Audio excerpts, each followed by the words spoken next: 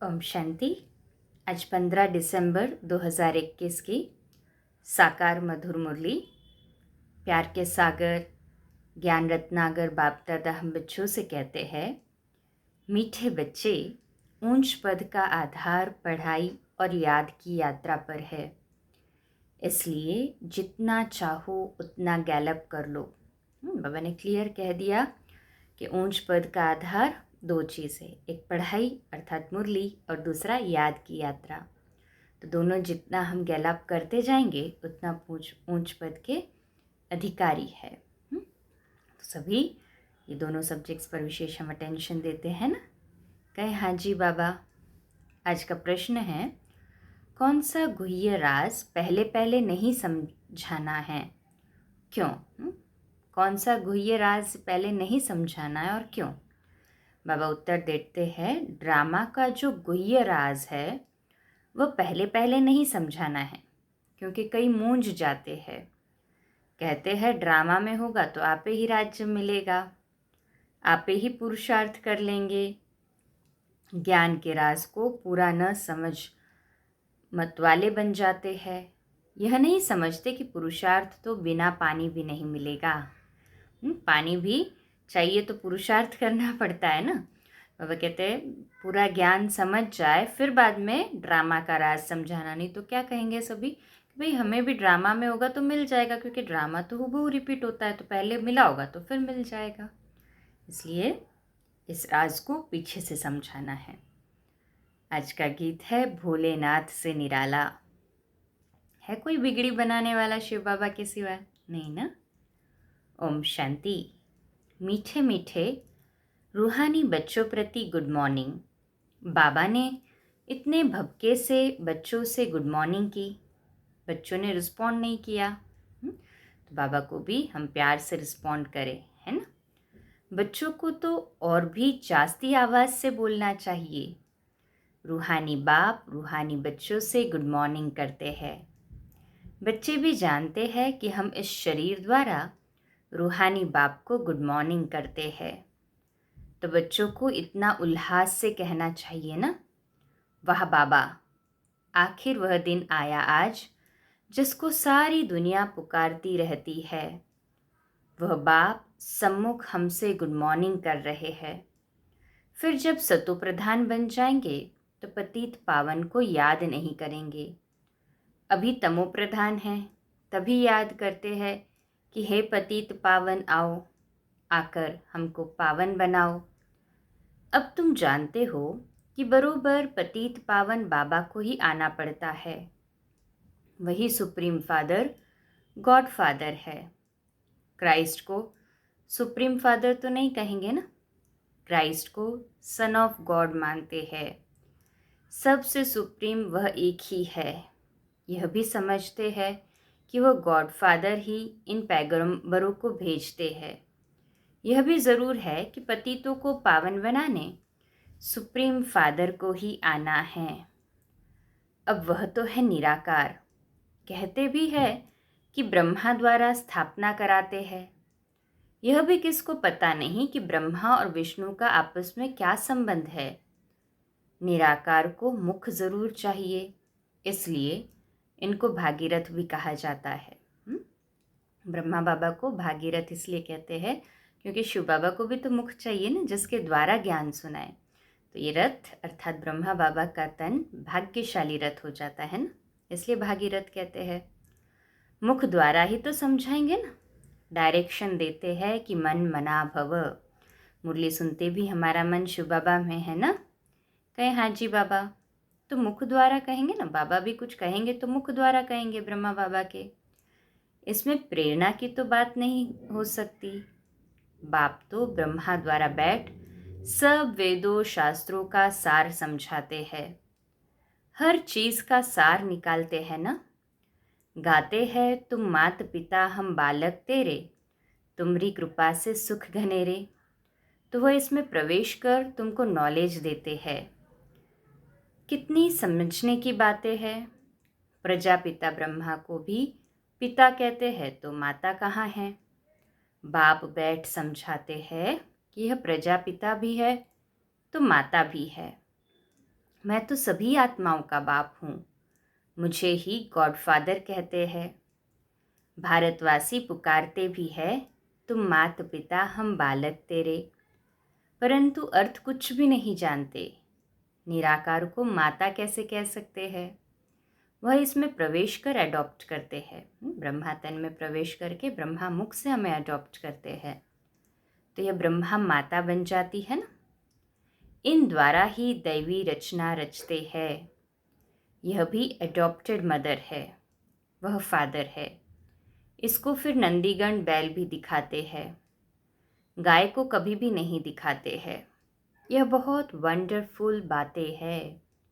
कोई कोई नए आते हैं तो डिटेल में सुनाना पड़ता है, नए नए आते तो उन्हें डिटेल में समझाना पड़ता है ना, नहीं तो इन बातों को वो समझ नहीं सकते हैं। कोई शुरूढ़ बुद्धि होते हैं तो झट समझ जाते हैं। 30 वर्ष वाले से भी 1 मास वाले या कुछ मास वाले जो होते हैं ना, वो तीखे चले जाते हैं। इसलिए ऐसे नहीं समझना चाहिए कि हम तो बहुत देरी से आए हैं, ये भी अभिमान नहीं आना चाहिए, ठीक है ना। बाप कहते हैं, बच्चे पुरुषार्थ करो। जैसे कॉलेज में आने वाले पढ़ाई कर गैलअप कर लेते हैं, यहाँ भी ऐसे है। सारा मदार पढ़ाई और याद पर है। बच्चे जानते हैं कि मूल वतन में तो आत्माएं सतोप्रधान होती है, तमोप्रधान आत्माएं तो वहाँ जा नहीं सकती ना। फिर सब एक्टर अपने अपने पार्ट अनुसार स्टेज पर आते हैं। ड्रामा ही ऐसा बना हुआ है। हद के ड्रामा में तो 50-60 एक्टर होंगे, यहाँ तो कितना बड़ा बेहद का ड्रामा है। बाबा ने हमारी बुद्धि का ताला खोल दिया है, तो अब समझते हैं कि यह लक्ष्मी नारायण विश्व के मालिक थे। कितने साहूकार थे? आधा कल्प विश्व के मालिक थे। उसको कहा जाता है अद्वैत राज्य। वहाँ है ही एक धर्म, वह है राम राज्य। यह है रावण राज्य। राम राज्य में विकार होते ही नहीं। वास्तव में इसको ईश्वरीय राज्य कहेंगे। ईश्वर को राम नहीं कहा जाता। बहुत लोग राम राम की माला जपते हैं, परंतु याद तो भगवान को करते हैं। नाम का, हाँ देखो, नाम राम का राइट है, राम का नाम जो लेते हैं वो राइट है, क्योंकि यह तो कोई जानते नहीं कि ईश्वर का नाम रूप क्या है। मनुष्य तो बहुत मूंझे हुए हैं। रावण कौन है यह नहीं जानते। रावण को जलाने पर कितना खर्चा करते हैं। आगे दशहरा दिखाने के लिए बाहर वालों को भी बुलाते थे। साइंस का भी देखो अभी कितना जोर है। वह साइंस सुख के लिए भी तो है तो दुख के लिए भी तो है। सुख तो इससे अल्पकाल का मिलता है, इससे ही इस दुनिया का विनाश भी होता है। तो यह दुख हुआ ना।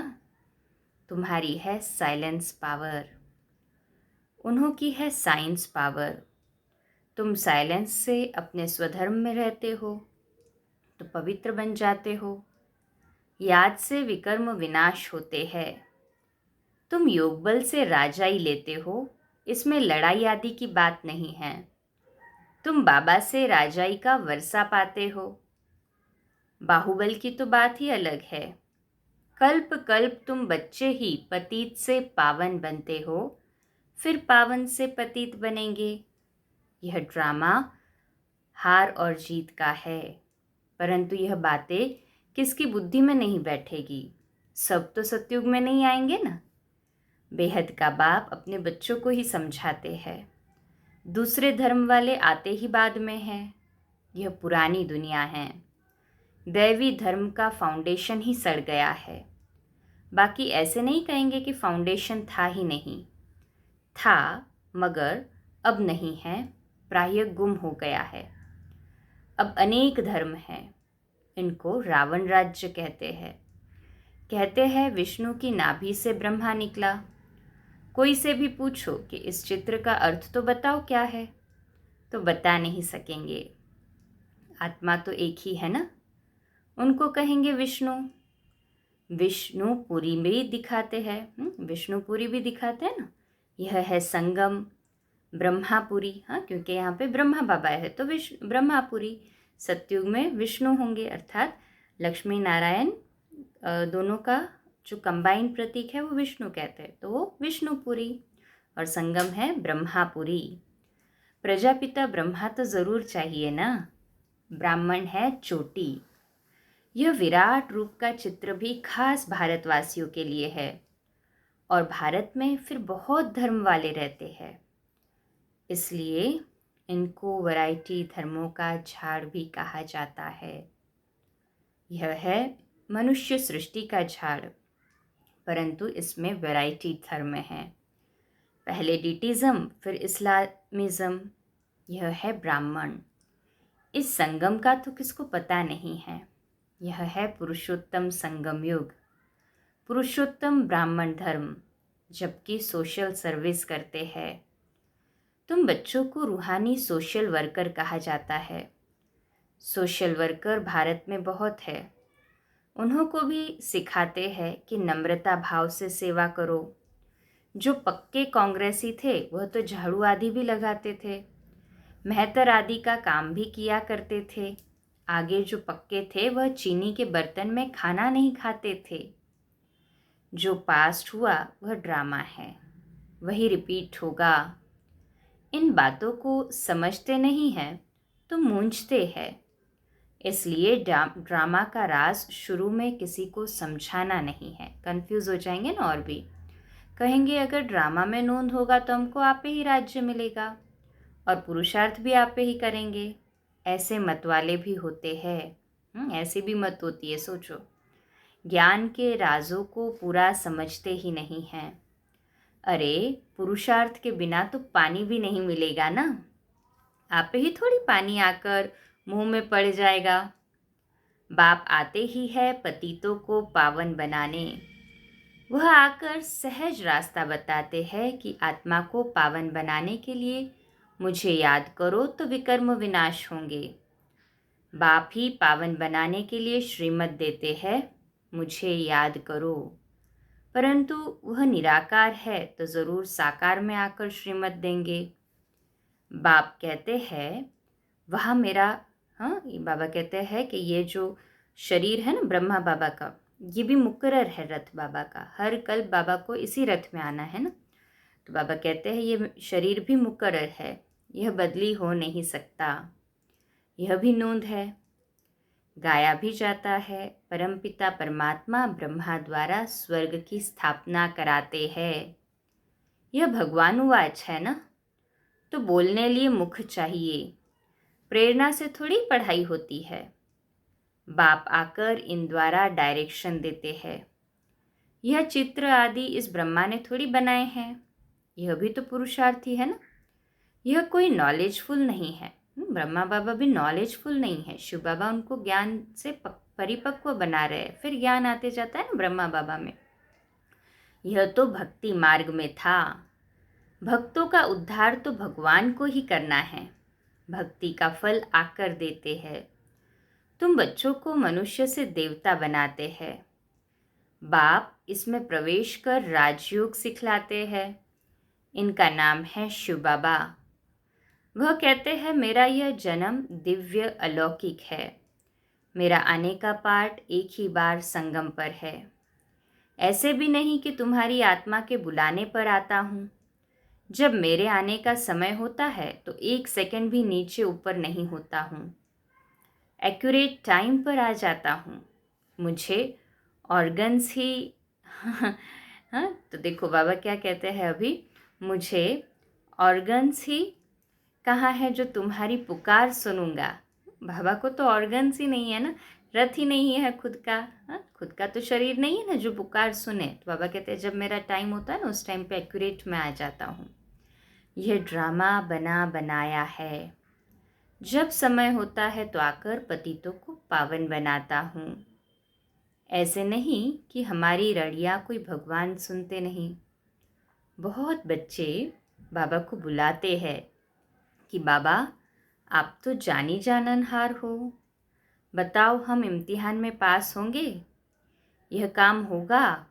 बाबा कहते हैं हम तो आते ही है पतितों को पावन बनाने का रास्ता बताने। मेरा जो पाठ होगा वही बजाऊंगा, जो नहीं सुनाने का है वह सुनाऊंगा नहीं। मैं ये बातें बताने थोड़ी आता हूँ, मैं भी ड्रामा के बंधन में बांधा हुआ हूँ। Double underline. कईयों के मन में प्रश्न होगा ना कि बाबा हमें क्यों नहीं बताता। तो बाबा तो पार्शियल नहीं हो सकते ना, बाबा के लिए तो सारी विश्व की आत्माएं बच्चे हैं उनके। तो एक को बताए दूसरे को न बताए, ये तो ठीक नहीं है ना। तो हर एक का पाठ ड्रामा में नोंधा हुआ है ना। सभी को अपने पाठ पर निश्चय। कहे हाँ जी बाबा, जो निश्चय बुद्धि नहीं है वह स्वर्ग में चलने के लायक नहीं है, और यह बातें भी ऐसी ही करेंगे। बाकी जो सूर्यवंशी और चंद्रवंशी घराने की आत्माएं हैं, उन्हों को तो बाबा से ज़रूर आकर सुनना है और वर्षा लेना है। बाकी जो जास्ती पुरुषार्थ नहीं करते हैं वह भी स्वर्ग में तो आएंगे ज़रूर। हाँ, बाबा कहते हैं जो जास्ती पुरुषार्थ नहीं करते तो भी स्वर्ग में तो आएंगे ज़रूर, लेकिन सज़ा खाकर कोई पद पा लेंगे। कहते तो बहुत है बाबा हम तो सूर्यवंशी बनेंगे, नारायण बनेंगे, परंतु बच्चों को पुरुषार्थ भी इतना करना चाहिए। बाबा को फॉलो करने की भी ताकत चाहिए। फॉलो फादर कहते हैं, तो इनको देखो यह कैसे सरेंडर हुआ, सब कुछ ईश्वर अर्थ अर्पण कर दिया। ईश्वर अर्थ सब कुछ देकर अपना ममत्व मिटा देना चाहिए। बाबा हमें भी कहते हैं कि हमें भी ईश्वर अर्थ सब कुछ देकर अपना ममत्व मिटा देना चाहिए, ट्रस्टी बन जाना है। पहले भट्टी से बहुत निकले, अब ऐसे थोड़ी ही भट्टी हो सकती है। इस कार्य में माताएं कन्याएं आगे जाती है, इसमें भी कन्याएं तीखी जाती है। देह और देह के संबंधों को भूल जाना है, क्योंकि अब घर चलना है। अब बाप कहते हैं मुझे याद करो। अब नाटक पूरा होता है, बाकी समय थोड़ा है। जैसे आशिक माशूक होते हैं, यह बाबा माशूक है, आशिक नहीं है। बाप कहते हैं तुम पतित बने हो तो याद भी तुमको करना है। मैं थोड़ी पतित बना हूँ जो तुमको याद करूँ। मैं तो युक्ति बताता हूँ, उस पर चलो। बाबा जो युक्ति बताते हैं ना, केवल उस पर चलना है बस। इस दुनिया से ममत्व मिटाते जाओ। अब तो वापस जाना है। यह बुद्धि में ज्ञान है, यह शरीर भी पुराना है। सतयुग में निरोगी शरीर मिलेगा, फिर हम गोरे बन जाएंगे। सावरे से गोरा कैसे बनते हैं यह भी तुम जानते हो ना। जानते हैं ना सभी। कहे हाँ जी बाबा, योग के बल से ही तो बनेंगे ना। राम को भी काला बनाया है, शिव का लिंग भी काला बनाया है। यह तो कभी काला बनता नहीं। शिव बाबा तो एवर प्योर है, वो एवर प्योर है, उनको तो सफ़ेद बनाना चाहिए। बाबा कहते हैं चित्र ऐसे ऐसे बनाओ जो देखने से आकर्षण करे। अखबारों में कितने चित्र पढ़ते हैं, तुम्हारे नहीं पढ़ते हैं। बाबा तुम बच्चों को तो बेअक्ल से अक्लमंद बनाते हैं। इस लक्ष्मी नारायण को अक्लमंद किसने बनाया? बाप ने योग द्वारा ऐसा बनाया। तुम बच्चों को यह नॉलेज मिली है, वह फैलाना है। जो बाबा से हमें नॉलेज मिली है ना, वो सभी तक पहुंचानी है। विचार सागर मंथन करना है। करते हैं ना सभी ऐसे। कहें हाँ जी बाबा। गवर्नमेंट कितना पब्लिक के लिए खर्चा करती है। यहाँ जो तुम बच्चों का सो बाप का है, और जो बाप का वो तुम बच्चों का है। बाप कहते हैं मैं हूँ निष्काम सेवाधारी, मैं तो दाता हूँ। यह ख्याल नहीं करना चाहिए कि हम शिव बाबा को देते हैं। शिव बाबा 21 जन्म के लिए ब्रह्मा, हाँ देखो बाबा क्या कहते, कभी भी ये ख्याल ना आए कि हम बाबा को देते हैं, हम अपने लिए ही कर रहे हैं, ये पूरा ख्याल रहे। और शिव बाबा हमें 21 जन्म के लिए विश्व का मालिक बनाते हैं, तो कितना सस्ता सौदा हुआ। यह बाप लेता नहीं देता है। देता है ना बाबा हमको। सबसे पहले तो प्रत्यक्ष फल सेवा का खुशी मिल जाती है ना। ऐसे अनुभव सभी का। कहें हाँ जी बाबा। बाबा तो दाता है। अच्छा, मीठे मीठे सिकिलदे बच्चों प्रति माता पिता बाप दादा का याद प्यार और गुड मॉर्निंग। रूहानी बाप की रूहानी बच्चों को नमस्ते। हम रूहानी बच्चों की रूहानी माता पिता बाप दादा को याद प्यार, गुड मॉर्निंग और नमस्ते। वाह बाबा वाह, शुक्रिया बाबा शुक्रिया। धारणा के लिए मुख्य सार है, पहली पॉइंट, जैसे ब्रह्मा बाप सरेंडर हुआ ऐसे फॉलो फादर करना है। अपना सब कुछ ईश्वर अर्थ कर ट्रस्टी बन ममत्व मिटा देना है। सभी बन गए ट्रस्टी? कहे हाँ जी बाबा। दूसरा पॉइंट है, लास्ट आते भी फास्ट जाने के लिए याद और पढ़ाई पर पूरा पूरा ध्यान देना है। आज का मीठा मीठा वरदान है, पुराने संस्कार रूपी अस्थियों को संपूर्ण स्थिति के सागर में समाने वाले समान और संपूर्ण भव। इसका विश्लेषण है, बाप समान व संपूर्ण बनने के लिए सृष्टि की कयामत के पहले अपनी कमजोरियों और कमियों की कयामत करो। कोई भी उलझन का नाम निशान न रहे। ऐसा अपने को उज्ज्वल बनाओ। जैसे जन्म परिवर्तन के बाद पुराने जन्म की बातें भूल जाती है, ऐसे पुरानी बातों को, पुराने संस्कारों को भस्म करो। अस्थियों को भी संपूर्ण स्थिति के सागर में समा दो, तब कहेंगे समान और संपूर्ण।